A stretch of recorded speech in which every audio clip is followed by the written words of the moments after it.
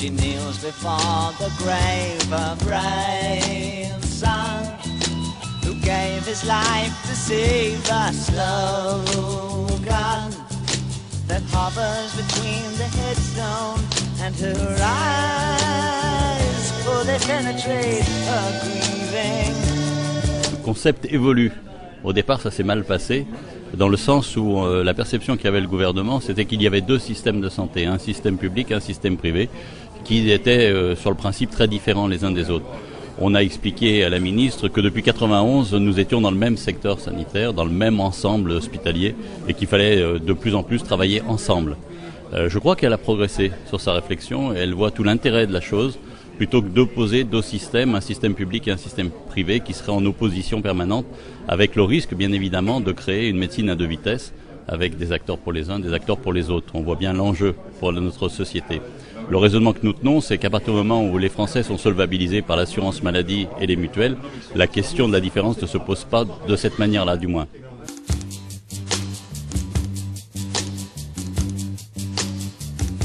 D'abord, nous étions heureux de la création des ARS parce que nous pensions que c'était utile de rassembler les médecins, le médico-social, l'hospitalier dans une même enceinte. Par contre, nous sommes déçus sur la façon dont les choses ont été construites et en particulier sur la représentation des établissements et la représentation même de tous les acteurs.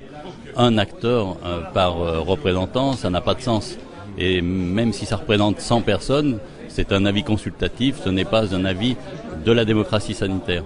Cette démocratie sanitaire est à revoir, il faut la revoir de façon urgente, parce que les établissements, qu'ils soient publics ou privés, ne se sentent ni écoutés, ni entendus, ni même représentés.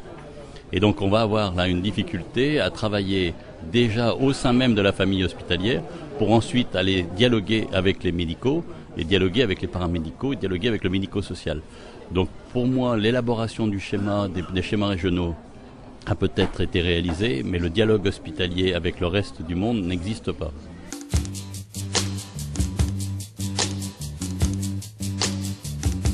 Il faut rappeler que l'enveloppe, c'est plus de 8,5 milliards, c'est énorme. C'est autant que tout le budget des cliniques privées MCO. Et donc, si nous étions aussi peu transparents sur l'utilisation que l'on fait des sommes qui nous sont confiées, ce serait déjà une catastrophe. D'abord, MIGAC, ça veut dire Mission d'intérêt général et aide au contrat. Et on vient de créer les MIGAFIR maintenant, puisque maintenant les HAC disparaissent au profit de FIR. Rien qu'avec des appellations comme ça, on comprend bien qu'aucun Français peut comprendre ce qu'on a fait. L'hospitalisation privée est déconnectée de cette problématique en grande partie, comme vous l'avez rappelé.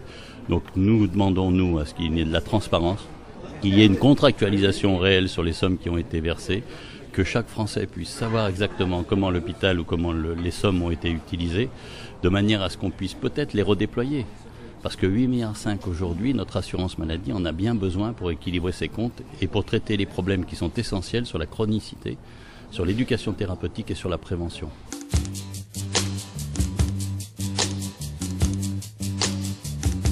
D'abord, la démocratie sanitaire, pour nous, c'est une vraie interrogation aujourd'hui. À l'heure où on parle des complémentaires santé, à l'heure où on parle de l'avenir de l'assurance maladie, la question que l'on se pose, c'est qu'auparavant, celui qui cotisait était celui qui était représenté.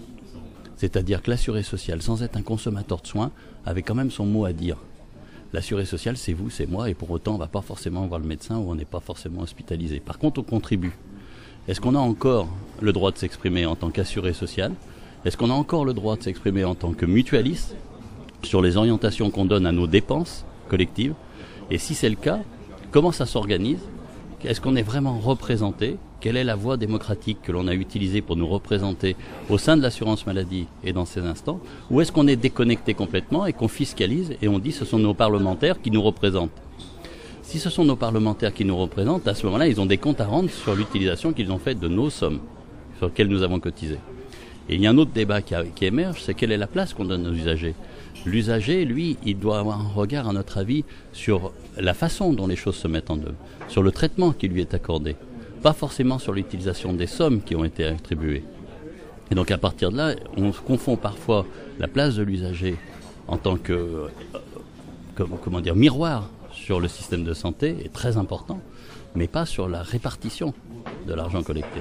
Et donc il y a un double débat démocratique. Un débat démocratique sur je suis usager, je veux m'exprimer, parce que je ressens un certain nombre de choses sur l'utilisation qui m'est faite de mes soins. Et de l'autre côté, je suis cotisant, Est-ce que ça a encore un sens aujourd'hui de le dire? Est-ce que je me sens encore cotisant? Et à ce moment-là, est-ce que je dois m'exprimer? Ou est-ce que je me sens plus cotisant et je suis fiscalisé et je ne m'occupe pas plus que de l'armée, de mon système de santé? Vous voyez que le débat va être vaste. Et surtout maintenant avec la complémentaire santé qui s'élargit à l'ensemble du champ des salariés. Du coup, il va y avoir une nouvelle force importante puisque tout salarié en France est un contributeur au système de santé. Est-ce qu'ils auront le droit de s'exprimer? Ont-ils le souhait? Auront-ils le droit de s'exprimer pour défendre leur position?